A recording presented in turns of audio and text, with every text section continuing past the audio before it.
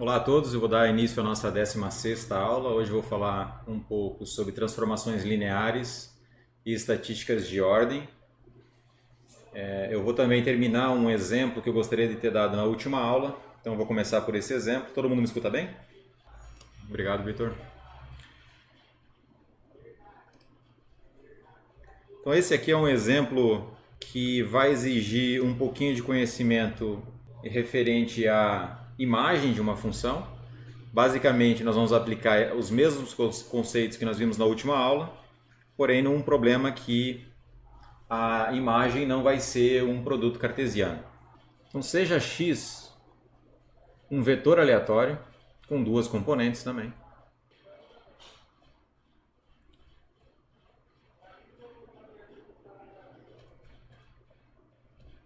x1 e x2 também são independentes e eu vou assumir aqui uma distribuição uniforme para facilitar a nossa vida.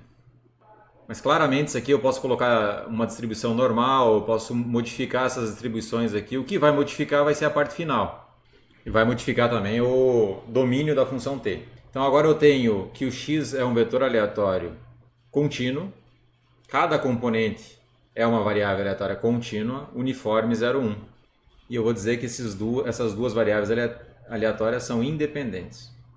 Eu quero que você encontre a função densidade de probabilidade da transformação. A transformação ela vai ter duas componentes também. Se ela não tivesse duas componentes, uma estratégia que você pode usar é criar uma segunda componente para que você tenha um jacobiano que seja não singular, e aí depois você integra na segunda componente para encontrar a distribuição, a função densidade da primeira. Então imagine que agora você tem uma transformação que é x1 ao quadrado mais x2 ao quadrado na primeira componente e x2 apenas na segunda. Se o exercício fosse da seguinte forma, pessoal: t de x igual a x1 ao quadrado mais x2 ao quadrado. Se esse fosse o exercício e eu quisesse que você encontrasse a função densidade de probabilidade para essa transformação, você teria que criar uma transformação que vá do R2 para o R2, necessariamente. Esse é o primeiro passo. Aí você encontra a função densidade dessa, e aí você integra na segunda componente para encontrar a função densidade da primeira. Isso vai ter exercício, vocês vão ter que fazer isso. Eu sei que a aula é maçante, eu tenho que repetir algumas coisas. Se a aula não for maçante, ela vai acabar sendo ter buracos aí que vocês vão ficar com dúvidas. Então não adianta, eu vou ficar repetindo porque eu acho que é relevante. Tá legal? E não tenho dúvidas de que torne a aula mais maçante mesmo. Então aqui a solução para isso aqui vai ser entender quem é essa transformação. Então a solução passa por isso. E eu vou primeiro notar que a nossa função t aplicada não na função, porque eu quero que vocês entendam isso também, pessoal. Isso aqui é uma função, certo? Agora esse passo aqui, eu estou dizendo que a função t ela pode ser aplicada a números reais também. Ela pode ser escrita como x1 ao quadrado mais x2 ao quadrado, vírgula x2. Então note que esse cara aí está bem definido. Aqui eu não tenho nenhum problema com divisão por zero, nada disso. Eu poderia pegar o meu domínio dessa t como conjunto dos reais.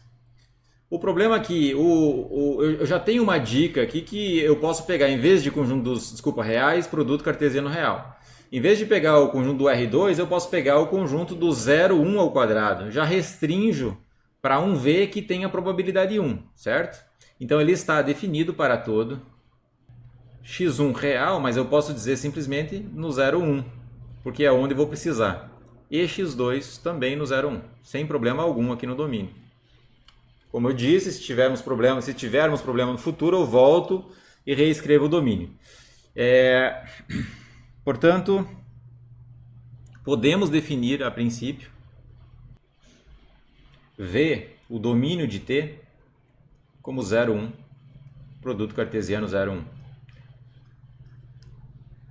Eu quero saber agora quem é o a imagem de T se o seu domínio for V. A imagem de T, que é o nosso T de V, está contida em qual conjunto, pessoal? No 0, 2, porque a primeira componente aqui pode variar de 0 a 2. Imagina que o x1 é igual a 1 e o x2 é igual a 1. Então vai ficar 1 mais 1 aqui, no máximo é 2. Né? A primeira componente varia de 0 a 2 e a segunda componente varia livremente entre 0 e 1. Eu sei que está contida aí, mas não é a imagem ainda. Eu vou ter que fazer uma análise para saber se a imagem, quais são os valores da imagem. E vou colocar E. Se eu tomar um T de x1, x2 e for dar uma olhada o que ele significa lá na imagem, isso aqui ocorre C e somente C. O nosso T1 é igual a x1 ao quadrado mais x2 ao quadrado. Se ocorre C e somente C. E o T2 é igual a x2. Portanto, eu já tenho uma inversão aqui para o x2. Eu consigo recuperar o x2 dizendo que x2 é igual ao T2. Acabou o meu problema com o x2. Isso aqui também ocorre C e somente C. Eu posso substituir agora o x2 por T. Isso aqui fica assim, ó. O x1 ao quadrado. Eu consigo recuperar apenas o x1 ao quadrado. O x1 ainda não sei. Vou analisar com cuidado. O x1 ao quadrado ele pode ser escrito como T1 menos T2 ao quadrado. E o x2 é igual a T2. Eu quase recuperei o x1. Será que eu posso aplicar agora a raiz quadrada aqui? Eu vou ter que tomar cuidado agora com os valores de T1 e com os valores de T2, porque eles não variam livremente agora. E esse é um problema. Você não pode simplesmente aplicar raiz quadrada aqui, porque não é agora C e somente C. Porque isso aqui não vale para todo T1 e T2 aqui dentro do 0,2 produto cartesiano 0,1. Imagina que o T2 seja igual a 0 e o T1 igual a 2. Poderia, né? Se tivesse nesse produto cartesiano, eu poderia pegar essa configuração. E aí o x1 então seria raiz quadrada de 2. Raiz quadrada de 2 está acima de 1. Ele não pode estar acima de 1. O x1 ele tem que variar entre 0 e 1. Então, olha que interessante. Agora vem como x1 e x2 são ambos positivos, temos que isso aqui é verdade, C e somente C. Então essa afirmação de cima aqui é verdade, C e somente C. O x1 é igual a raiz quadrada de T1 menos T2 ao quadrado, e isso aqui está entre 0 e 1. Ele não pode passar de 0 a 1, para eu saber quais são os valores de T1 e T2. E esse segundo, T2 igual a, x2 igual a T2, também precisa estar entre 0 e 1. Se não estiver entre 0 e 1, pessoal, não dá para fazer inversão, simplesmente. Eu quero encontrar quais são os valores de T para que isso aqui é verdade. Então veja bem, ó, quando é que o raiz quadrada de T1 menos T2 ao quadrado está entre 0 e 1? Isso ocorre, C e somente C. O T1, eu vou colocar exatamente o que vale, tá? Se ele precisa estar entre 0 e 1, então raiz quadrada de T1 menos T2 ao quadrado é maior do que 0 e estritamente menor do que 1. E, concomitantemente, o T2 também está entre 0 e 1. Isso aí ocorre C e somente C. Agora eu posso aplicar o quadrado dos dois lados, aqui não me altera em nada as desigualdades. E, portanto, eu agora consigo escrever T1 em relação a T2. Ó. Note que o T1 ele precisa ser maior do que T2 ao quadrado, estritamente maior, e precisa ser estritamente menor do que 1 mais T2 ao quadrado. E o T2 precisa variar entre 0 e 1. Então aqui eu já sei a minha imagem. A minha imagem é todo o T1 e T2 que satisfaz isso aqui e pertence aqui ao nosso contradomínio. Isso aqui poderia ser visto como um contradomínio de uma possível T, mas o contradomínio da nossa T precisa ser necessariamente igual à imagem. Então ele não pode ser exatamente o contradomínio. Ele poderia ser um contradomínio se a T não fosse sobrejetora, mas a T precisa ser sobrejetora. Então aqui isso nos garante que T de V ele vai ser todo T1, T2 pertencente a 0,2 produto cartesiano 0,1, para os quais o T1 precisa estar entre T2 ao quadrado e 1 mais T2 ao quadrado. E agora eu vou desenhar então, para a gente perceber de onde a gente está indo para qual conjunto. Então o nosso conjunto V, ele varia de 0 a 1, a 0, 1, x1 variando livremente no 0, 1 e o x2 também. Eles não têm restrição entre si, eles poderiam ter restrição entre si. Tá? Eu poderia ter definido aqui o nosso vetor aleatório de tal forma que x1 e x2 não variam livremente, o x2 depende do x1 e vice-versa. Estou usando aqui independência para facilitar, porque senão eu vou demorar muito tempo aqui para resolver o problema. Então eles estão variando livremente aqui dentro, esse aqui é o nosso domínio de T. Esse aqui é o nosso V, não é isso? Está aqui o nosso V. Agora vamos dar uma olhada naquele nosso contradomínio inicial. Ele não é o contradomínio real, ele estava só dando uma ideia. Então ele vai de 0 a 2 no T1, então esse aqui é o nosso T1, e de 0 a 1 no T2. Ele estaria aqui nessa região. Entretanto, para fazer sentido e ter inversa, ele não pode estar aqui. Ele está dizendo o seguinte, que quando eu aplico a transformação T, eu vou cair em algum lugar aqui e tem que ser dentro desse conjunto. Vamos desenhar esse conjunto. Esse conjunto está dizendo o seguinte, ó, que o T1 precisa ser maior, estritamente maior do que T2 ao quadrado. Então, se você for desenhar isso, vai perceber que isso é... Vou desenhar o número 1 aqui, para ficar claro onde está. Então, você teria uma curva aqui, ó, pessoal. Essa curva ela é a raiz quadrada. A relação entre T1 e T2, isso aqui, essa curvinha, é T2 ao quadrado igual a T1. Perfeito? Ou seja, de outra forma, T2 é igual a raiz quadrada de T1. Lembrando que o T2 está no eixo Y aqui. Ó. Então esse aqui é como se fosse o Y e esse aqui é como se fosse o X. Então Y igual a raiz quadrada de T. Então é essa curva raiz quadrada aqui, certo? E esse outro limite superior, ele está dizendo o seguinte, que o T1 ele precisa ser menor do que 1 mais T2 ao quadrado. Que também é algo nesse sentido aqui. Ele é T1 ao quadrado, só que é um shift, é uma mudança. Em vez de começar no 0, ele começa no 1. Então essa curva é exatamente essa curva replicada. Deixa eu ver se consigo. Vamos ver se consigo replicar. Essa curva é exatamente replicada aqui. Ó. Só que, como eu não fiz certinho a diferença entre o 0 e o 1 e o 1 e o 2, deu um erro aqui, mas eu corrijo sem problema nenhum. Aqui seria o 2. Então a área, pessoal, da nossa imagem é dada aqui dentro. E agora já não é mais um produto cartesiano. Perfeito? Deixa eu desenhar também essa segunda parte e dizer o que é essa curva, né? Isso aqui é o 1 mais T2 ao quadrado igual a T1. E aí quando você faz aqui, isso aqui é equivalente a T2 igual a raiz quadrada de T1 menos 1. É isso, né? Passa para lá menos 1, raiz quadrada. Passa para lá é uma maneira de dizer, tá, pessoal? É você subtrai dos dois lados por menos 1. Acho que está claro isso, né, pessoal? Vocês sabem fazer isso. Então esse é um problema de transformações. Você precisa achar o domínio, você precisa achar a imagem. Então uma vez que você tem isso, eu vou chamar esse cara aqui. Esse é o nosso famoso T de V, que é o nosso U. Vou chamar de U para não ter que chamar de T de V. Dentro, para qualquer Tzinho aqui dentro, eu consigo voltar lá para o meu estado original. Porque aqui são todas equivalências. Então, para cada T1 fixado, para cada T1 nesse conjunto, eu consigo voltar exatamente para o x1 e x2 que gerou. Por que eu consigo fazer isso? Porque o x1 é positivo e o x2 é positivo. Se o x1 fosse negativo, se o x1 aqui fosse de menos 1 a 1 nessa imagem, aí você teria um problema. Você teria que quebrar em dois domínios, V1 e V2. E aí para os pontos no R2 para os quais o x1 está entre 0 e 1, ou seja, é positivo, você consegue uma inversa. E para os pontos que estão no R2 ali, para os quais o x1 é negativo, você tem outra inversa.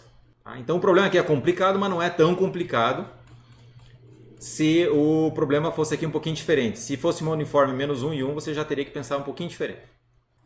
Então agora eu já sei que a inversa de T é T a menos 1, ele vai desse conjunto aí, que eu acabei de listar para vocês, o nosso U, no V, tal que T a menos 1 de um Tzinho, o parzinho T1, T2, ele vai ser igual exatamente ao que já foi encontrado aqui. Ó.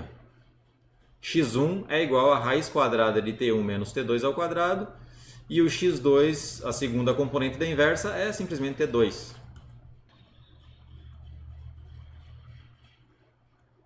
E o nosso jacobiano, Agora eu preciso calcular a derivada disso aí. Então o nosso jacobiano, ele vai ser a derivada do primeiro termo, eu vou escrever aqui, ó, derivada, esse aqui está fazendo o papel do φ1, e esse aqui está fazendo o papel do φ2.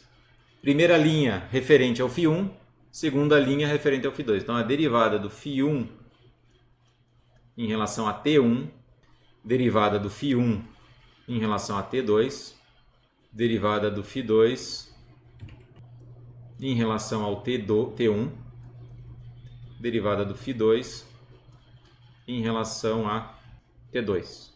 Então, uma vez que você colocou isso aqui no papel, agora é só calcular as quantidades. Pessoal, eu queria que antes de continuar, eu queria só que vocês me respondessem o seguinte: vocês querem que eu passe mais rápido por essas partes aqui ou eu faço devagarinho assim? Vocês preferem devagar ou vocês preferem que eu passe assim mais rápido? Poderia já colocar jacobiano, já calcular a derivada de cada termo sem explicitar os termos. O que vocês preferem? Só se vocês puderem ligar o microfone eu agradeço.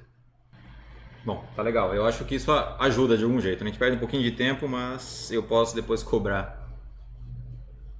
Tá, eu posso passar rápido sobre isso aí. Eu posso falar, essa T é desse jeito, portanto a sua imagem é essa, e aí vocês podem se virar e tentar justificar isso da maneira que vocês acharem mais interessante. Tá? Eu estou falando isso aí porque só para tentar alinhar os nossos propósitos aqui. Eu tenho um propósito que eu quero que vocês entendam isso aqui de uma maneira cabal mesmo. Vocês vão entender isso aqui e não tenham dúvidas. Se tiver alguma dúvida, porque talvez eu não tenha explicado de uma forma adequada. Tá? Se vocês tiverem alguma coisa, me enviem um e-mail, tá, pessoal? Liguem o microfone e me digam aí o que vocês estão achando. Alguém mais quer falar alguma coisa? Ligou o microfone e desligou? Pode falar. Não, então vou continuar, tá, pessoal? Então a derivada da primeira φ1 aqui em relação a T1, ó, T2 é constante em relação a T1, então vou derivar isso aqui. A derivada de raiz quadrada de T1 menos T2 é 1 sobre raiz quadrada de T1 menos T2 ao quadrado. Essa é a derivada de φ1 em relação a T1. A derivada de φ1 em relação a T2 agora dá um probleminha aqui, porque tem um negativo na frente. Isso aqui vai dar menos 2 vezes T2 vezes a raiz quadrada de T1 menos T2 ao quadrado. Tá? Eu não vou fazer essa derivada aqui, eu acho que também vocês são responsáveis agora por isso. Tá? Deixa eu só ver se está certo, se eu fiz alguma besteira aqui. Acho que é isso, né? Menos 2 vezes T2. Ah, faltou um 2 ali, né? Faltou um 2 aqui também, tá, pessoal? É 2 vezes aqui.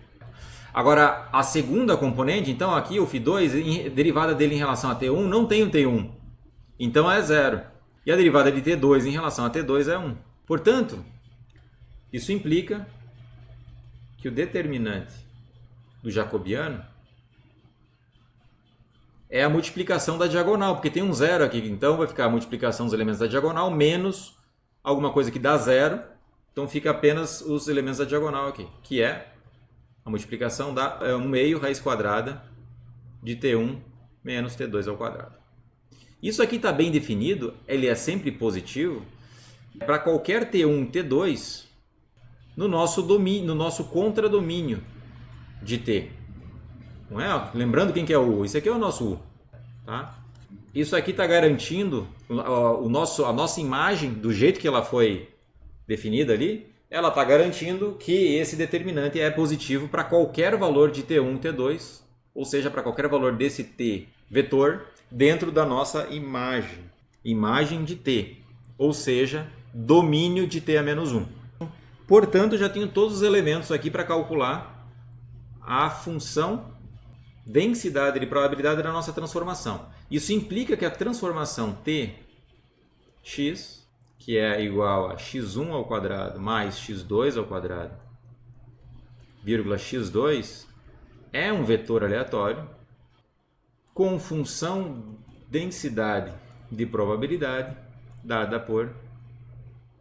Então eu tenho que a função densidade de probabilidade de t, eu vou aplicar a fórmula, e a fórmula agora não preciso mais da soma, porque eu não precisei criar uma partição, então vai ser a f de x, da f original, t a menos 1 no ponto t, vezes o valor absoluto do determinante do jacobiano. Isso sempre que o t estiver no nosso u, ou seja, t de v, que é igual a u. e vai ser 0 caso contrário. Então agora nós precisamos aí substituir o t a menos 1, que é dada por essa expressão, na fórmula. Lembrando que a f... Deixa eu só dar uma olhadinha aqui para saber quem está me ligando. Alô? Pois não, Alexandre? Tudo bem? Bom, desculpa, pessoal. Vamos aqui. Note que a f de x, de x1, x2, isso aqui já foi dado lá em cima. Eu sei que x1 e x2, as variáveis aleatórias, são independentes, então é o produto das marginais.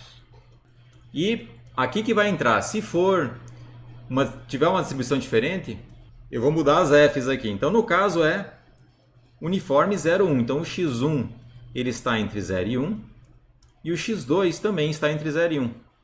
O que eu vou ter que fazer? Vou ter que pegar agora a primeira componente do t a menos 1 e substituir o x1 por ela, e a t2 substituir o x2 por t2. Então aqui vai ficar o seguinte, ó, para o tzinho pertencente a u, temos que a f de x no ponto raiz quadrada de t1 menos t2 ao quadrado, porque senão essa primeira parte não está definida, né? O t precisa estar lá dentro do nosso u, t2, e isso aqui é igual a indicadora, só substituir o x1 pelo que ele vale. Aí eu recomendo que vocês trabalhem as indicadoras para chegar nessa conclusão que eu vou chegar agora. Então aqui essa indicadora, ela é equivalente a essa outra indicadora aqui, ó. Isso aqui é equivalente a t1.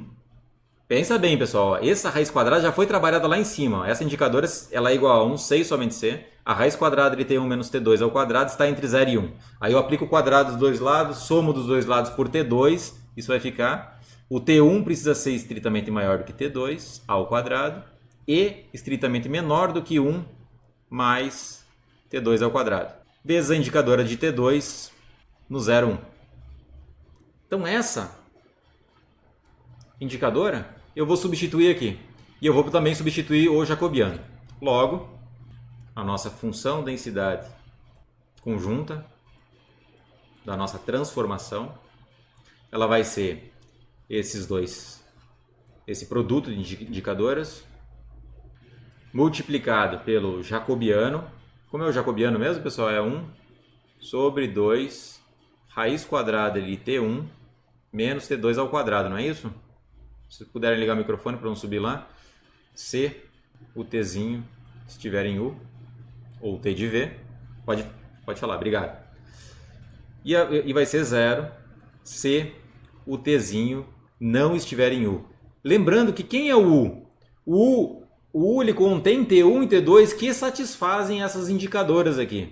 Então, se você quiser, para cada t em u, essas indicadoras são iguais a 1. Então eu posso reescrever isso aqui de uma maneira mais simples, que é simplesmente 1 sobre 2 raiz quadrada de t1 menos t2 ao quadrado, se o t estiver em u, e vai ser 0 caso contrário, se o t não estiver em u.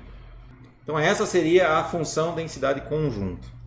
Se o problema lá em cima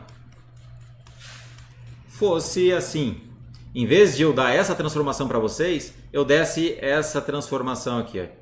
Se fosse isso, pessoal, aí vocês teriam um problema. Vocês teriam que construir uma t auxiliar, vou chamar de t ponto aqui em cima, que vai ser igual ao t de x, e uma segunda componente que você vai colocar aqui o x2. Aí você vai encontrar do jeito que eu fiz aqui a função densidade para esse t ponto, que é exatamente a mesma para a t antiga. E aí você vai agora integrar na segunda componente e encontrar a função densidade para essa transformação ali. Então olha só, pessoal. E aí eu teria que fazer todos esses passos aqui, mais esse último passo que eu vou dar para vocês agora. Vamos encontrar a função distribuição, a função densidade de probabilidade de x1 ao quadrado mais x2 ao quadrado. Então vocês têm que entender o seguinte, que esse termo aqui ele já é a primeira componente da minha transformação. Então basta integrar na segunda. Vou pegar essa função densidade e vou integrar na segunda. Isso aí é basicamente a f de x1 ao quadrado mais x2 ao quadrado no ponto T1. Isso aí é igual à integral de menos infinito a mais infinito da conjunta, que é dada pela expressão acima. Isso aqui agora, eu sei que essa integral vai dar zero sempre que o tzinho não estiver em u, esse t vetorial. E vai ser igual a essa quantidade quando o t estiver em u. Então, eu vou substituir. Então vai ficar a integral de menos infinito a mais infinito da nossa... Isso aqui é a integral de 1 meio raiz quadrada de t1 menos t2 ao quadrado. Vou voltar com as indicadoras aqui. A indicadora é de t1, porque elas são importantes na resolução da integral. Para t1 variando de t2 a 1 mais t2 ao quadrado, t2 ao quadrado a 1 mais t2 ao quadrado, vezes a indicadora de t2 de 0 a 1. E eu vou calcular a integral em t2. Então, isso se o tzinho tio pertencer a u, e vai ser zero caso contrário essa integral, né? Eu vou analisar essas indicadoras aí. Vamos fazer o desenho novamente. Talvez a ordem aí da integral não tenha sido boa, mas eu vou fazer o desenho para vocês perceberem. Então eu quero desenhar esse u. Vamos desenhar o u. Então as indicadoras estão representando essa área aqui. A indicadora é igual a 1, C e somente C, T1 e T2 estão aqui dentro. Como é que eu reescrevo essa indicadora de tal forma que o T1 varie livremente e o T2 dependa de T1? Olha o que eu vou fazer aqui e como é interessante isso aqui. Então eu vou criar uma divisão no 1 aqui, eu vou criar... Lembrando que esse pontinho que está bem aqui é 1, tá, pessoal? Então aqui tem uma reta, a indicadora de T1 entre T2 ao quadrado e 1 mais T2 ao quadrado, vezes a indicadora de T2 entre 0 e 1, isso aí é igual a 1 para todo ponto que está aqui no azul, certo? A minha estratégia vai ser o quê? Vai ser quebrar em duas regiões que são disjuntas. Vou quebrar nessa região aqui, para fazer o T1 variar de 0 a 1, e depois eu vou quebrar nessa outra região aqui para fazer o T1 variar de 1 a 2. Perfeito? Então eu vou ter uma indicadora só para representar o vermelho e vou ter uma outra indicadora só para representar o amarelo. A união das duas forma a área azul toda. Então isso aí acontece C e somente C, a indicadora de T1, veja bem, o T1 varia agora de 0 a 1. Vou fazer o T1 variar livremente. O objetivo disso é conseguir calcular essa integral, pessoal, porque senão eu não consigo calcular a integral em T2. Eu preciso tirar o T1 em função de T2 e deixar o T2 em função de T1, porque os limites de integração dependem de T1. Então, pois bem, essa área vermelha eu posso representar como produto entre as indicadoras de T1 e T2, só que agora o T2 não varia livremente. O T2 ele varia aqui do ponto 0, ó, o T2 ele vem do 0 até algum lugar. Ele pode variar livremente de 0 a 1? Não, porque ele não pode ser isso aqui. Ó. Esse ponto não pode estar lá dentro. Então ele varia de 0 até raiz quadrada de T1, que é justamente essa curva. Então o T2 varia de 0 a raiz quadrada de T1. E isso precisa ser igual a 1 ou...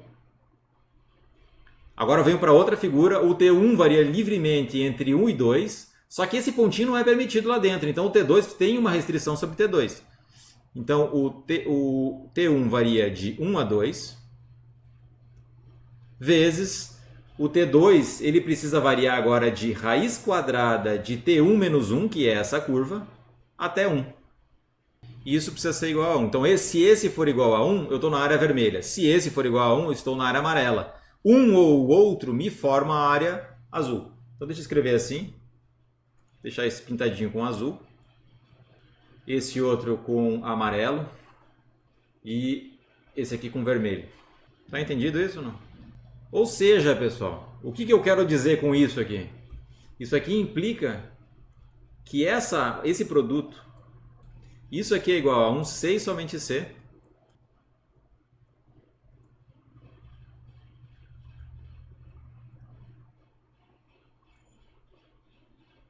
essa aqui é uma das partes bem importantes da transformação, que é você conseguir calcular a função densidade de probabilidade marginal da sua transformação. Por isso que eu queria fazer esse exercício e gastar esse tempo todo com isso. Então, perfeito? 6, somente 6, isso aqui é 1. Ó. Então, eu posso substituir lá na minha integral tudo que tiver esse produto de indicadoras por essa soma. Isso vai me ajudar a resolver o problema. Então, vou substituir agora pela soma. Isso continua estando dentro do nosso U, tá, pessoal? Eu não saí do nosso U, estou dentro do nosso U sem problema algum. Então, vamos dar uma olhada aqui. Isso aqui implica que a f de x1 ao quadrado mais x2 ao quadrado, no ponto T1, é igual a... Então veja bem, eu vou quebrar em duas ali. E eu já posso tirar esse termo, deixa eu ver que termo que eu posso colocar para fora. Esse aqui eu vou ter que integrar esse cara, então esse termo vai ficar dentro da integral. 1 meio eu posso tirar, certo? Então vai ficar assim, ó. Vai ficar 1 meio vezes a integral. Eu já vou colocar o T2 na integral, vai ser a integral de 0 a raiz quadrada de T1, de 1 sobre raiz quadrada de T1 menos T2 ao quadrado, T2, mais a integral, o T2 variando agora de raiz quadrada de T1 menos 1 a 1. Só estou substituindo as indicadoras nos limites de integração, porque vai dar 0 em outro caso. Isso aqui vai acontecer essa integral sempre que o T1 agora estiver entre 0 e 2. Se ele estiver fora de 0 e 2, dá 0. Essa f. 0 caso contrário. O T1 precisa estar entre 0 e 2. Tudo bem, pessoal? Aqui faltou um detalhezinho, né? Aqui faltou multiplicar pela indicadora. Aqui tem uma indicadora de T1 no 0,1, que é a primeira parte da integral. E aqui eu tenho a indicadora de T1 no 1,2. Certo? Olha, quando o T1 varia entre 0 e 1, o T2 varia entre 0 e raiz quadrada de T1. Eu já estou colocando nos limites de integração isso aqui. Certo? Então, só recapitulando o que eu fiz, estou fazendo direto. Eu substituí isso aqui por uma soma, então vou ter uma soma de integrais, perfeito? A primeira integral, eu tenho, ela é governada por esse termo aqui, ó. A segunda integral é governada por o segundo termo. Então, o que vai mudar? Não estou integrando em T2? Então, o que muda? Na primeira integral, muda o limite de integração e a indicadora de T1, está aqui. Muda o limite de integração e a indicadora de T1. A mesma coisa na segunda, a indicadora de T1 agora o T1 varia de 1 a 2. E a indicadora de T2 está dizendo que eu preciso integrar apenas nesse intervalo. Então, eu coloco o intervalo de integração. Vamos resolver essa integral aqui em cima? Como é que eu resolvo essa integral? Isso aqui vai ser o seguinte, ó, note que... Vamos lá, a integral... Deixa eu ver como é que eu fiz aqui para justificar isso.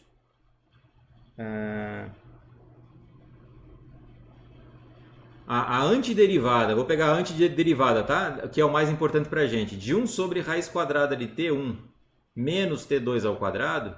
Se você tentar resolver isso aqui em relação a T2, você vai chegar em arcosseno. Vai fazer uma mudança de variável. O que você vai fazer? Você vai tirar o T1 aqui. Tem uma forma de resolver isso aí, tá? Você vai tirar o T1, ele vai entrar nos limites de integração. Mas eu não vou fazer isso aqui para vocês. Se vocês quiserem, se vocês puderem fazer isso aí em casa, eu agradeço. Para a gente não perder muito tempo aqui. Então, esse aqui vai ficar arcosseno de T2 dividido por raiz quadrada de T1. Tá? Essa mais um C aqui. Essa seria a antiderivada. Então, se eu for calcular de um ponto a outro ponto, eu vou ter que usar essa antiderivada aqui nos dois casos, certo? Então, vamos usar essa antiderivada aqui. Isso implica, portanto,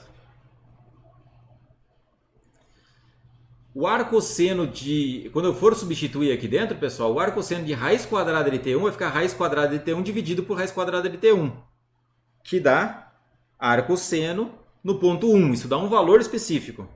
E aí quando eu colocar 0, o arcosseno de 0 é 0, certo? Então vamos lá substituir. Então a f de x1 ao quadrado mais x2 ao quadrado, no ponto T1, isso aqui vai ser meio.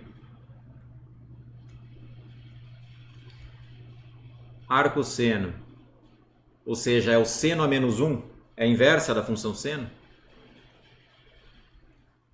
de 1, porque vai ficar... O T2 ele é exatamente a raiz quadrada de T1 no limite superior, eu vou ter que substituir aqui, então 1 sobre o outro vai dar exatamente 1, mais arcosseno de menos, desculpa, arcosseno de 0 dividido por raiz quadrada de T1, arcosseno de 0 dá 0. Isso tudo multiplicado pela indicadora de T1 de 0 a 1. Então sempre que o T1 estiver entre 0 e 1, ele vai valer isso aqui. Arcosseno de 0 é 0. Mais a segunda parte da integral. Então agora eu vou substituir isso aqui também, vai ficar 1 meio, porque o meio está multiplicando aqui dentro as duas, então vai ficar 1 meio aqui também. Vezes arcosseno. Agora vem, ó, 1 dividido por raiz quadrada de T1 menos arcosseno de raiz quadrada de T1 menos 1 dividido por raiz quadrada de T1. Não sei se vocês estão vendo aqui certinho, deixa eu ver como é que está no OBS. Um pouquinho mais para baixo para vocês enxergarem. Isso tudo multiplicado, isso é o segundo termo multiplicado por indicadora de T1 de 1 a 2. Tá? Complicado, né? Estou fazendo para vocês porque é complicado. Se fosse fácil, deixava para vocês fazerem. Alguma dúvida aqui, pessoal? Imagino que vocês estejam se perguntando algumas das passagens aqui. Então é isso se o T1 estiver entre 0 e 2 e vale 0 caso contrário. Se o T1 não estiver entre 0 e 2. Essa é a função densidade, eu vou reescrevê-la tirando esse arcosseno de 0. Isso aqui dá 0. Arcosseno de 1 é um valor, não sei de cabeça quanto é, mas é um valor. Se vocês quiserem tentar integrar isso aí, tem que dar exatamente 1. Vou fazer para vocês a integral. Vou fazer uma integral numérica só para vocês verem como utilizar o R para verificar as contas. Então olha só, vou tentar passar isso aqui para o R e vamos tentar calcular uma integral disso. Qual a integral que tem que fazer? A integral de 0 a 2, certo? Quando o T1 está variando entre 0 e 1, eu vou usar isso aqui. E quando o T1 estiver variando entre 1 e 2, eu vou usar essa fórmula aqui. E essa aqui é a função densidade de T1 ao quadrado mais T2 ao quadrado. Então deixa eu ver se eu consigo compartilhar a tela. Tá aí, né, pessoal? Então eu vou tentar escrever, se vocês puderem me ajudar. Eu vou usar o R aqui. Estamos calculando integral. De f de x1 ao quadrado mais x2 ao quadrado. Então vamos definir duas f's, uma f1 e outra f2. A f1 vai representar aquela primeira parte, vou chamar de t1, nossa variável, né? Tá aí, ó. Olha que interessante, essa é a nossa função densidade de probabilidade. Então esse if else ele diz o seguinte, ó, se for menor do que 1, plote isso, se for plote uma constante, se for maior do que 1, plote isso aqui. Só que o gráfico eu estou mostrando de 0 a 2. Então essa aqui é a nossa função densidade de probabilidade para o T1. Eu posso calcular a área abaixo dessa curva aqui e ver que dá 1. Vamos ver? Ó. Integrate, que é uma função numérica do R. Eu vou colocar F1 e eu vou dizer que eu quero integrar de 0 a 2.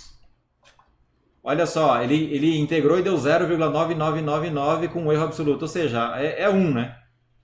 Praticamente a integral abaixo da curva é 1, se você calcular a área analítica vai dar exatamente 1. Tudo bem, pessoal? Então, pessoal, vou passar para a segunda parte, que é a estatística de ordem. Deixa eu ver quanto tempo eu tenho. Ótimo, tem mais uma hora, acho que dá para falar bem. Alguma dúvida em relação a isso? A essa função densidade marginal de x1 ao quadrado mais x2 ao quadrado? Então, vocês têm aí uma abordagem para encontrar a marginal de uma transformação e verificar se a integral ali é positiva.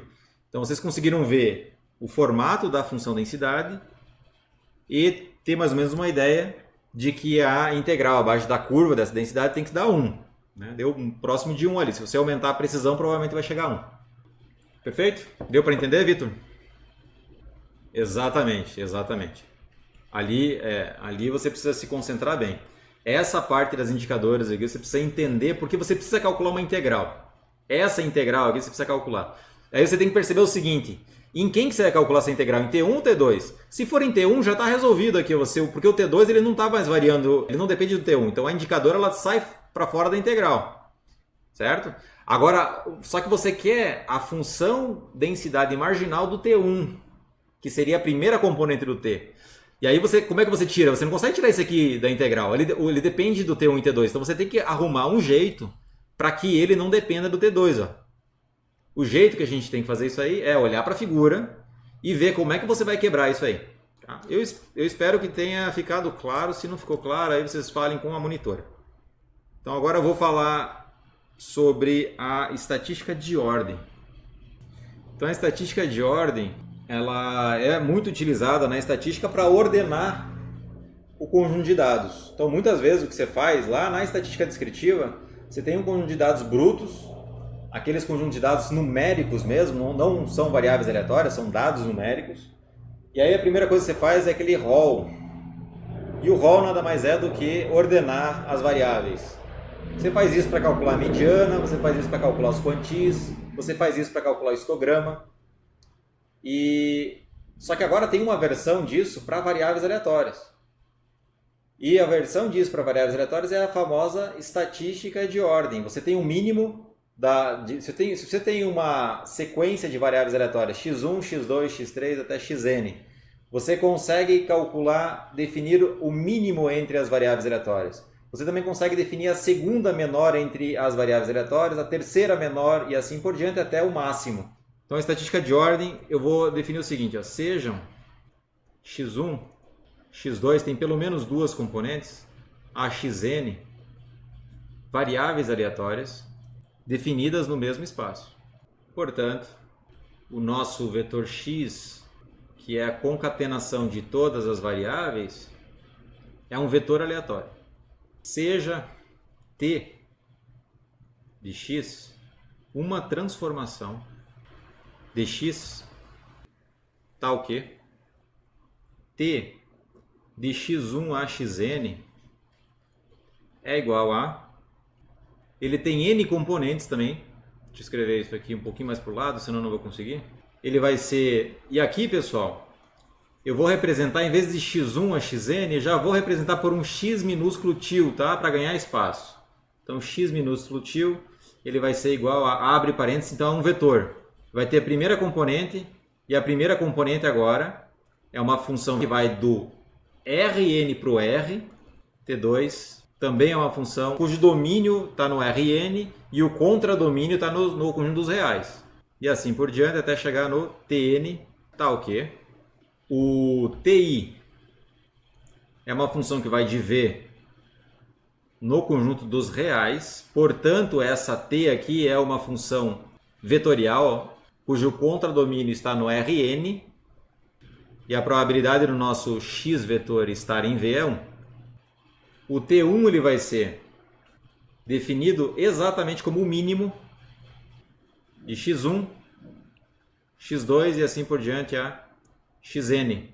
O T2 ele vai ser definido como o mínimo entre x1, x2, 3 pontinhos, xn, excluindo o mínimo. Tá? E assim por diante até chegar no máximo. Você quer o segundo menor, então eu tenho o menor de todos, o segundo menor, o terceiro menor e assim por diante, até chegar no Tn, que vai ser o máximo. Eu vou chamar esse cara aqui de x1, abre parênteses 1, eu vou chamar o segundo de x, abre parênteses 2, e assim por diante. O último eu vou chamar de x, abre parênteses n. Então o x, abre parênteses n, ele vai ser o nosso máximo, e o x1 ele vai ser o nosso mínimo. Isso aqui, ou seja, pode falar. Não. É que você não entendeu exatamente onde esse mínimo está sendo aplicado. Imagina que o conjunto é esse cara aqui. É que eu tenho assim, ó, imagina que esse cara aqui está fazendo o papel de um conjunto A e esse aqui está fazendo o papel de um conjunto B. Não é mínimo do primeiro, é mínimo desse cara aqui, entende? Você entende que não é mínimo menos o mínimo aqui? Não é bem isso. Eu quero usar uma notação que seja incontroversa, mas eu concordo com você. Que aqui parece que é mínimo menos o mínimo, mas não é bem isso, porque eu quero primeiro calculo esse conjunto aqui, aí depois eu calculo o mínimo, entendeu? É difícil de colocar isso numa anotação. Ou seja, o T1 de x, ele é menor ou igual a T2 de x, menor ou igual a Tn de x. Uma forma de ordenar os valores.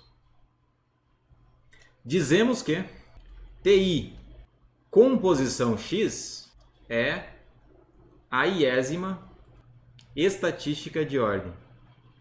Então essa aqui é uma transformação, aqui nesse caso é uma transformação, porque o domínio de esse V aqui, ele é domínio de todas as TIs aqui. Então para cada TI você tem uma transformação e essa transformação multivariada, ela continua sendo uma transformação. Se eu pego uma transformação e concateno as transformações uma do lado da outra, a resultante é também uma transformação. Então essa aqui é a famosa iésima estatística de ordem. Estatística de ordem dx. Eu não posso calcular o mínimo, é o T1 de x. Eu posso calcular o máximo, é o Tn de x. Vou fazer um exemplo com duas componentes apenas para ilustrar o problema. Então exemplo, seja x vetor, um vetor aleatório contínuo, cuja função densidade de probabilidade é f de x. x1 e x2 podem ser independentes? Pode, não tem problema algum. A primeira estatística de ordem dx é T1 produto, composição tx, ele vai ser simplesmente o mínimo entre x1 e x2. E a segunda estatística de ordem é o máximo. Bonito quando fica grande assim. Vou deixar esse cara aqui embaixo. Aí fica evidenciado. E a segunda estatística de ordem é T2, que é o máximo. Máximo entre x1 e x2. O interessante aqui, pessoal, que utilizando já toda a teoria derivada, nós conseguimos encontrar a distribuição de cada uma delas. Note que T, composição x, que vai ser igual ao mínimo entre x1 e x2 e máximo entre x1 e x2 é uma transformação. Eu já comecei a escrever muito ruim aqui, peraí, deixa eu ajeitar meu braço. Se meu braço não tem apoio, fica mais difícil ainda de escrever. É uma transformação de x, tal que T de x1, x2 não tem inversa. Ela não é invertível. Pois, veja bem, ó, T de x1, x2 tem que ser necessariamente igual a T de x2, x1. Porque o mínimo de x1, x2, se eu inverto a ordem, o mínimo não muda, né, pessoal? E o máximo também não muda. Então eu vou ter exatamente o mesmo ponto na imagem para dois pontos diferentes no domínio. Então eu vou ter que repartir o meu domínio em partes que façam sentido na hora de encontrar a função densidade da transformação. Notem o seguinte aqui, ó. O que eu quero dizer com isso, então vou fazer um diagrama só para vocês perceberem. Eu tenho aqui um ponto que é dado por x1, x2 e eu tenho um outro ponto que é dado por x2, x1 que levam na mesma imagem. É isso que está dizendo ali. Portanto, não tem inversa. Então, vou ter que dividir de algum jeito. A imagem mais relevante para explicar isso é isso aqui. Imagina que o nosso V está aqui. Esse é o nosso V. Aqui eu tenho uma reta que passa. Tem uma reta que passa aqui no meio, certo? Um lado eu vou pintar de vermelho. E o outro eu vou pintar de amarelo. Azul. Esse é o nosso V. Se eu pego um ponto que está acima da reta ou um outro ponto que está abaixo da reta simetricamente, na verdade ele tem que ser simétrico aqui, ó, o mesmo X, esse aqui é o X2, deixa eu colocar X1 e X2 para vocês entenderem que esse aqui é o X1, esse aqui é o X2. Se eu inverto as bolas agora e pego o X2 igual a X1, ou seja, ele está mais ou menos aqui, estaria aqui mais ou menos, né? Sei lá, aqui assim. Esses dois pontos eles me levariam exatamente no mesmo lugar. Eu teria que fazer a mesma imagem, deixa eu copiar isso aqui. Ctrl C, Ctrl V. É a mesma imagem, só que aqui agora é T1, T2. Prestem atenção nessa imagem, hein, pessoal. Aqui é T2, aqui é T1, na verdade, aqui é T2. Eu sei que na imagem o T2 é sempre maior do que o T1, então ó, esses caras nunca ocorrem na imagem, os que estão embaixo aqui. Você nunca vai ter um T1 maior do que 2. Por definição, mínimo nunca é maior do que máximo, né? O T1 ele é o mínimo e o T2 é o máximo. Então o T2 ele sempre é maior do que o T1. E aqui é a reta T1 igual a X1 igual a X2. E essa aqui é a reta T1 igual a T2. Faz sentido? Então, se eu pego um ponto que está aqui, ele vai me levar aqui dentro. E se eu pego um ponto que está aqui embaixo, ele vai me levar aqui dentro também.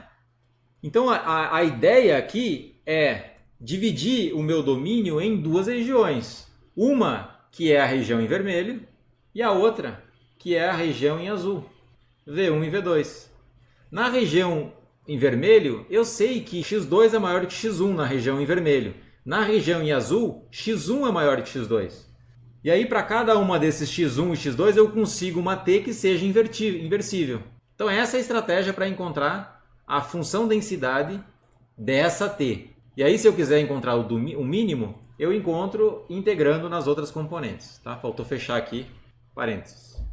Alguma dúvida em relação a isso, pessoal? Tentei fazer um desenho meio tosquinho, mas esse foi o que eu consegui fazer. Ou seja, escrevendo matematicamente. Aqui já não é mais V, né? Aqui é T de V. E quem que é o tal T de V? Escrever matematicamente quem é o T de V. Esse T de V, ele é todo T1, T2, pertencente a V. Vai pertencer a V. Eu não estou saindo do espaço, né? Eu estou indo no mesmo espaço, eu só estou empurrando alguns que estão embaixo e jogando eles todos para cima. Então, todo mundo que está em V, tais que o T2 é sempre maior do que T1. E aí, no conjunto V, esse conjunto V aqui, eu vou remover a igualdade. Se eu quiser, eu posso colocar a igualdade aqui, mas ela não vai ser boa, porque o V1, eu vou pegar apenas o X1 menor do que o X2 no V1. E no V2 eu vou pegar X1 maior do que X2. E eu vou tirar a igualdade, porque tirando a igualdade não altera a probabilidade do X pertencer a V ser igual a 1. Perfeito? Então essa vai ser a estratégia. Eu vou tirar a igualdade daqui e eu vou tirar a igualdade do V também. Então, dessa forma, criamos os conjuntos V1 como sendo todo X1, X2 pertencente a V, para os quais X1 é menor do que X2. Foi isso que eu defini ali, né? Esse V1 aqui, o X2 é maior do que o X1, não é isso? E o V2 eu vou pegar todos os parezinhos X1, X2, para os quais o X2 é menor do que X1. E o T1 com domínio em V1 e contra domínio em T de V1, que é exatamente esse conjunto que está aqui em cima.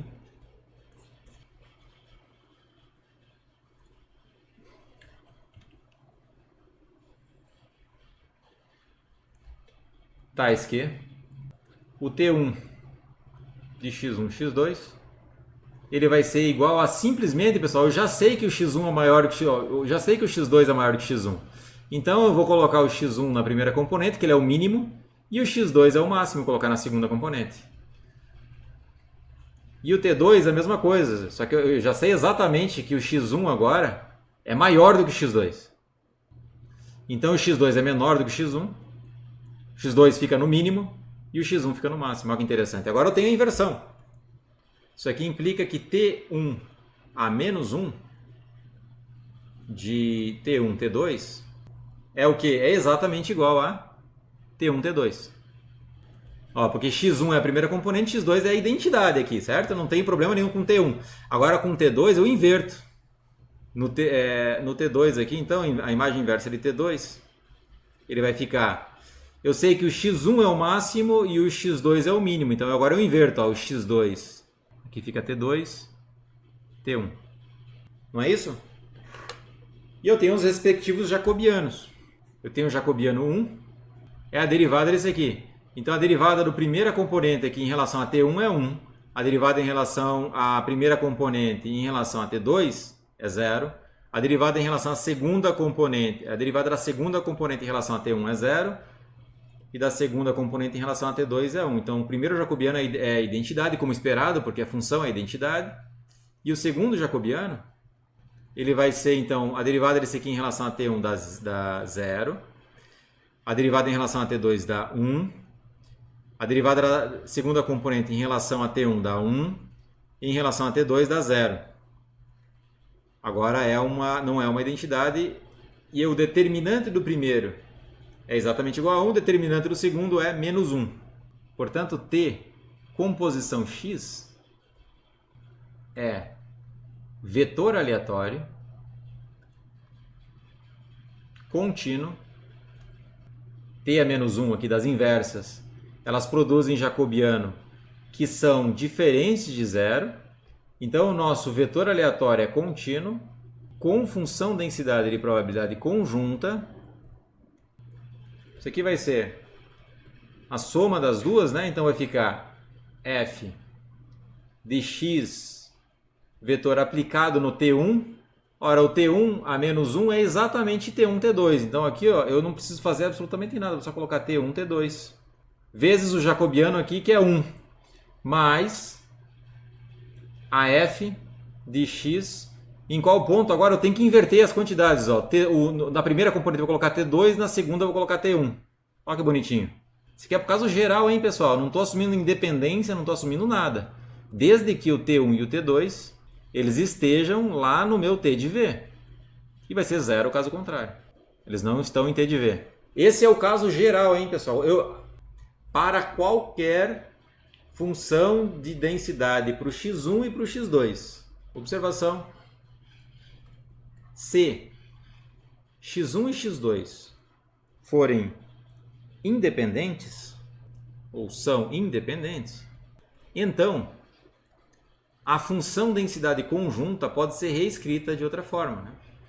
Como o produto das marginais. Vou ter o f de x1 vezes o f de x2. E aí, usando agora essa suposição extra, eu consigo de novo representar a nossa f de uma maneira diferente, em termos da x1 e x2. Então isso aí vai ser o produto das duas agora calculado nos seus respectivos valores, vai ser o f de x1 no T1 vezes o f do x2 no T2 mais o f de x1 no T2 vezes o f de x2 no T1. Ainda não são iguais, hein, pessoal? Eu não consigo somar isso aqui. Essa quantidade é diferente, pode ser diferente daquela, sempre que o T1 e T2 estiverem na imagem de T. Vai ser 0 caso contrário. Mais uma suposição, então. Primeira observação. Segunda observação. Então, se além de independentes, a função densidade de probabilidade de x1 em um ponto x for igual a f de x2 em x quase certamente, então, agora sim, pessoal, olha que interessante, vou copiar e colar. Isso aqui é o que vocês vão encontrar nos livros. Vou apagar isso aqui. Vou colocar um 2 aqui na frente. Se elas forem iguais, aqui eu posso deixar tudo em termos de f de x1 ou f de x2, tanto faz. Então essa aqui é a função densidade de probabilidade conjunta do máximo e do mínimo, se as variáveis forem independentes e identicamente distribuídas. Perfeito? Essa é a conjunta do máximo e do mínimo. Deixa eu ver se eu tenho mais algum outro detalhe para falar.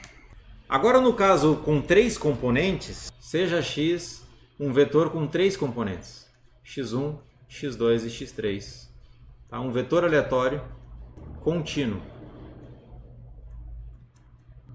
com função densidade e probabilidade f de x vetor.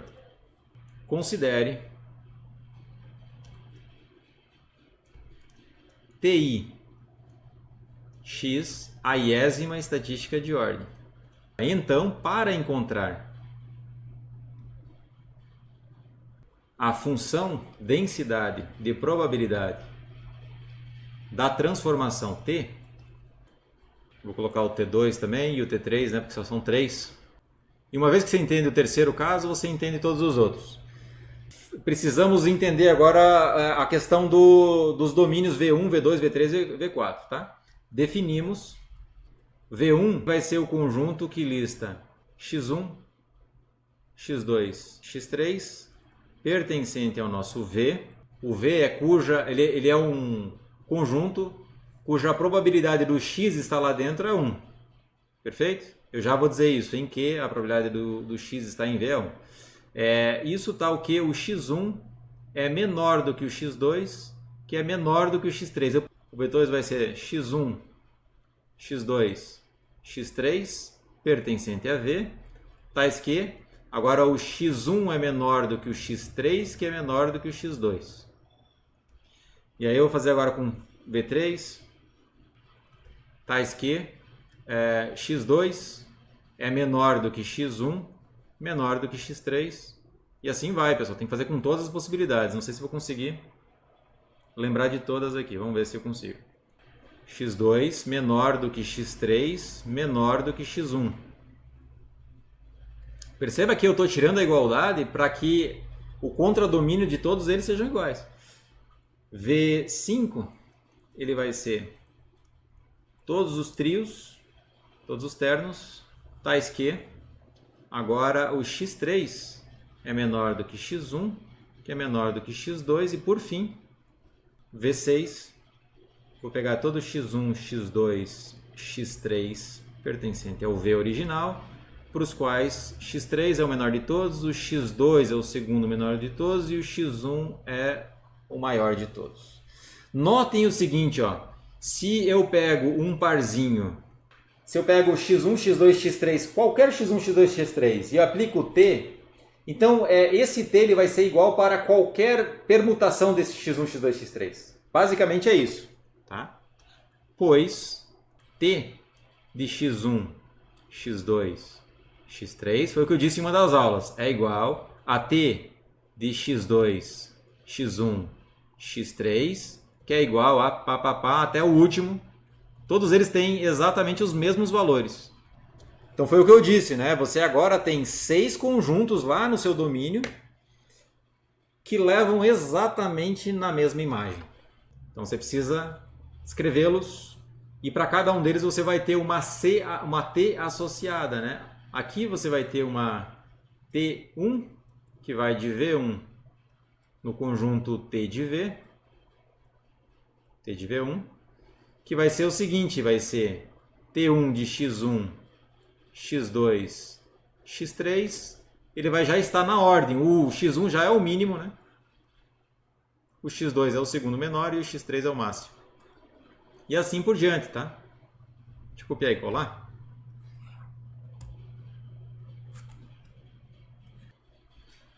Eu vou precisar ficar mais um pouquinho caso o tempo passe, que eu vou precisar falar sobre transformação linear. É bem simples, eu acho que eu levo 5 minutos para falar, tá? Isso quer ser x1, x3 e x2. Então essas são as transformações, olha a maluquice, mas fica assim mesmo. Então só para 3 você precisa de 6 fatorial, 3 fatorial, ou seja, 6 possibilidades. Eu vou também escrever a T1, T2 a menos 1. Além disso, não para todo mundo, tá? Só para alguns. Só para a gente não ficar tanto tempo aqui. T1 a menos 1 é bem simplesmente a identidade, né? É simplesmente T1, T2, T3. E assim por diante você vai calcular para cada um deles até chegar no T6, T1, T2, T3. Esse cara aqui é T3, T2, T1. E as derivadas, ou seja, os jacobianos, primeiro jacobiano, ele vai ser aqui a identidade 1, 0, 0, 0, 1, 0, 0, 0, 1. E assim por diante, ele vai ser uma matriz de permutações de zero, onde... Porque aqui tem uma permutação, então tem essas matrizes J que também eles se referem, eles estão conectados com a permutação aqui no TA-1. Então o sexto jacobiano, nesse caso, vai ser 0, 0, 1, 0, 1, 0 e 1, 0, 0. É o último jacobiano. Tá? Você vai calcular agora o determinante de cada um deles. Alguns, um vai dar 1, outro vai dar menos 1, 1, menos 1. Tudo vai depender do seu jacobiano e da ordem aqui que estão os seus zeros e uns. A questão toda é que isso não vai influenciar na hora de calcular a função densidade de probabilidade. O que importa é que todos são diferentes de zero. O determinante é diferente de zero. E, portanto, você consegue calcular a função densidade para a transformação. Tá? É um vetor aleatório a nossa transformação, contínuo, com função densidade de probabilidade.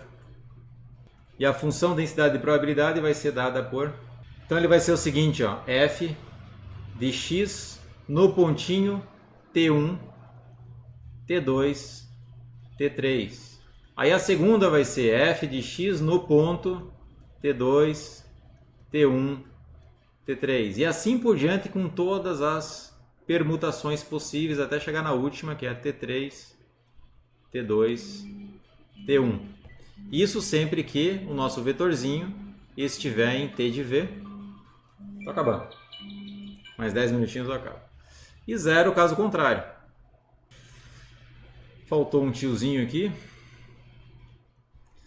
Eu vou fazer uma observação única, tá? É o seguinte, ó, se x1, x2 e x3 forem independentes e as funções f de x1 no ponto x for igual a f de x2 em um pontinho x, que é igual a f de x3 num pontinho x, quase certamente, ou seja, as variáveis aleatórias x1, x2 e x3, eles têm a mesma função densidade de probabilidade, são todos uniformes, são todos exponenciais, com o mesmo parâmetro.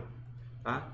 Se isso acontece, então eu tenho uma soma aqui de 6, não é isso? Vai ficar 3 fatorial, olha que bonito, f de t com posição x, de t1, t2, t3, isso aqui é simplesmente 3 fatorial, que é o número que me recorda do número de componentes, f de x1 no ponto T1, vezes f de x1 também, porque elas são identicamente distribuídas no ponto T2, vezes f de x1 no ponto T3. Eu poderia colocar f de x2, claro, porque são as mesmas densidades.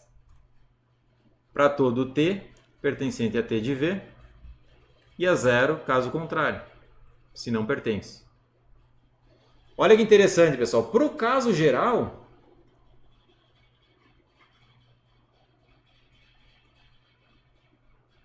você pode mostrar usando exatamente os mesmos argumentos. Pode ser para o caso geral em que x ele é igual a x1 até xn, em que x1 até xn são independentes,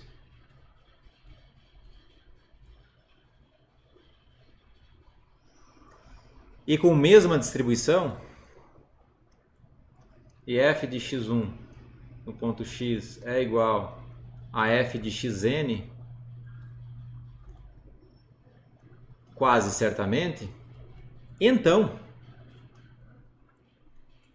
a função densidade de probabilidade da composição T com x no pontinho vetorial t, mas eu vou escrever aqui t1 até tn. Isso aqui vai ser n fatorial f produtório, para ficar mais bonitinho, produtório de f de x1 no ponto ti para i igual a 1 até n. Isso sempre que o nosso t estiver no t de v.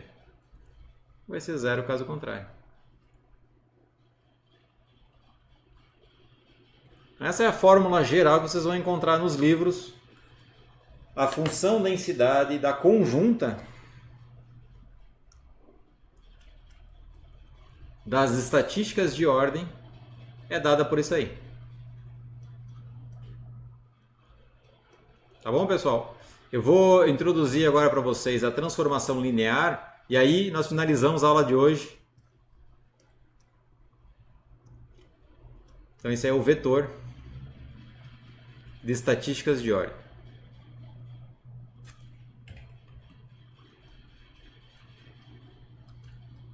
Quem quiser sair, depois assiste o vídeo, tá? Tem mais 6 minutos.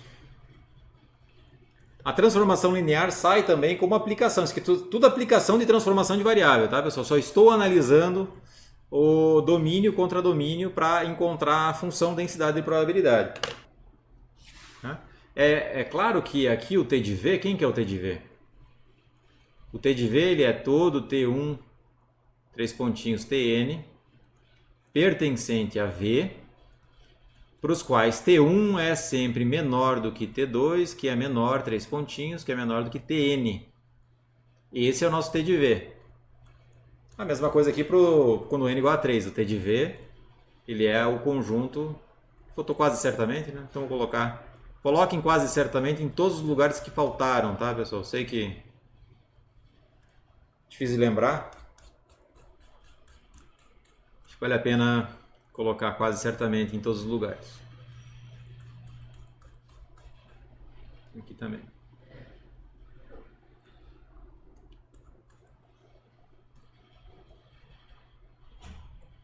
Transformações lineares. Acho que eu consigo falar em 10 minutos. É isso.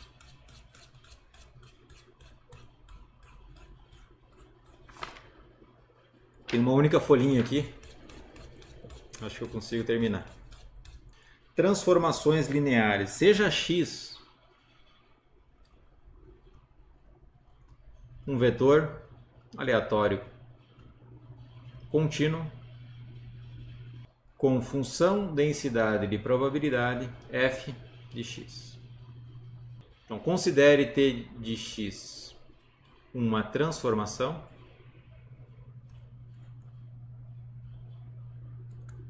aí nós mantemos o mesmo formato. Tá o quê? T tem domínio em V e contradomínio em U.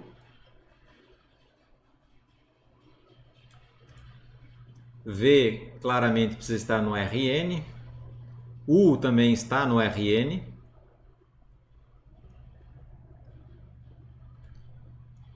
E a probabilidade de x estar em V, obviamente, é 1, porque senão não seria uma transformação. E t de x, x vetor, é igual a uma matriz A multiplicada por x vetor, em que A é uma matriz inversível.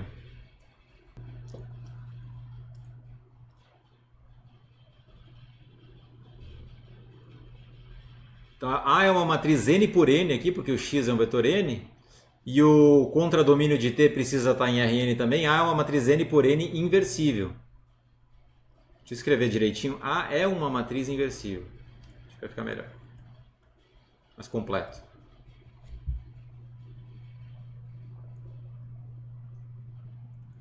Uma matriz n por n inversível. Então, t a menos 1 num pontinho t é simplesmente a menos 1 de t. Eu consigo voltar para o x simplesmente aplicando A menos 1 no t. E olha que interessante, o jacobiano disso aqui, a derivada desse aqui em relação a t é simplesmente... Deixa eu ver se é A transposto. Agora não estou lembrando se o jacobiano é A transposto ou é... Deixa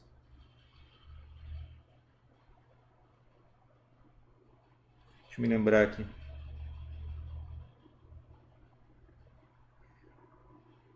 Menos 1.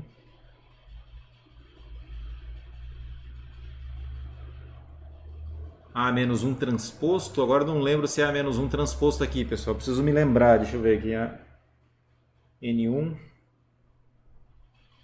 Eu não tenho certeza se é transposto ou não. Preciso verificar aqui, tá, pessoal? Não tenho certeza. Dá para fazer as contas. Eu não vou conseguir fazer as contas agora. É só você definir esse A menos 1. Você vai fazer o seguinte, ó, seja A menos 1 igual a A11 em cima, A1N. Você não precisa calcular o A menos 1. E aí você vai fazer aqui AN1, ANN, tá? Essa aqui é o seu A menos 1. E quando você faz essa multiplicação do A com o T, isso aí fica desse jeito, ó, A menos 1 vezes T. Isso aí é essa coluna multiplicada por T, então vai ficar a soma de A1I multiplicado por TI.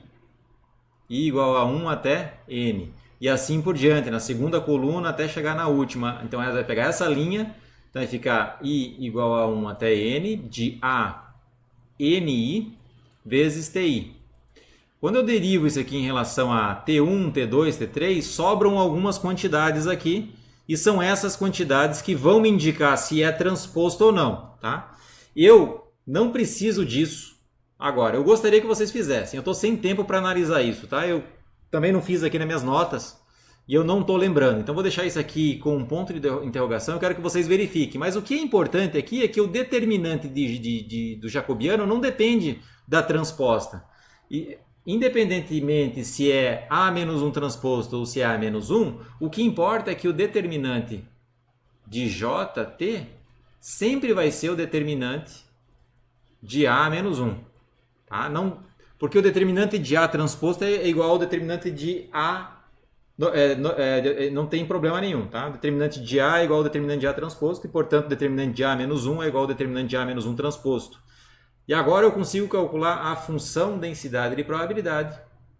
Isso implica que a composição de t com x é uma variável, é um vetor aleatório contínuo com função densidade de probabilidade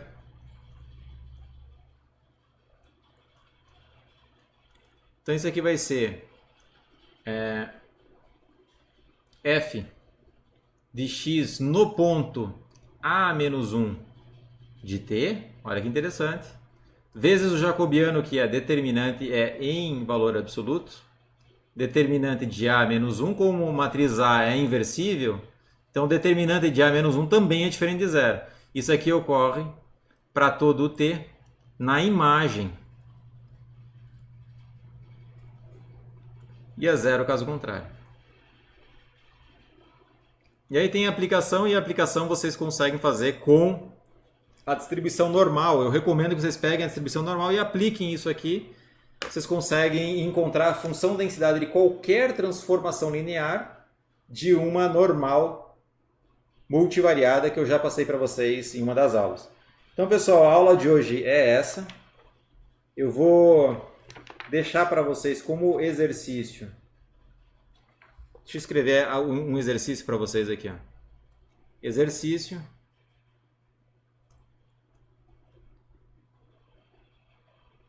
Mostre que se x vetor tem distribuição normal n variada com vetor de médias μ, com um parâmetro μ na primeira posição e sigma na segunda, então A multiplicado por x também tem uma distribuição normal, multivariada, com parâmetros A vezes μ e A vezes sigma vezes A transposto, sempre que A for uma matriz n por n não singular. Tá bom? O que você vai fazer aqui? Você vai simplesmente aplicar essa fórmula. Vai substituir aqui pela função densidade de uma normal e, que é transposto, tá? Não sei se ficou claro, não é menos 1. Você vai substituir por uma função densidade da normal multivariada, colocar o determinante e aplicar algumas propriedades de matrizes. Você vai ter que entender algumas propriedades de matrizes. Então, bom, é isso, pessoal. Se vocês tiverem alguma dúvida, eu fico mais uns 5 minutos aí, mas eu encerro a aula agora, tá bom? Um abraço a todos e até sexta-feira.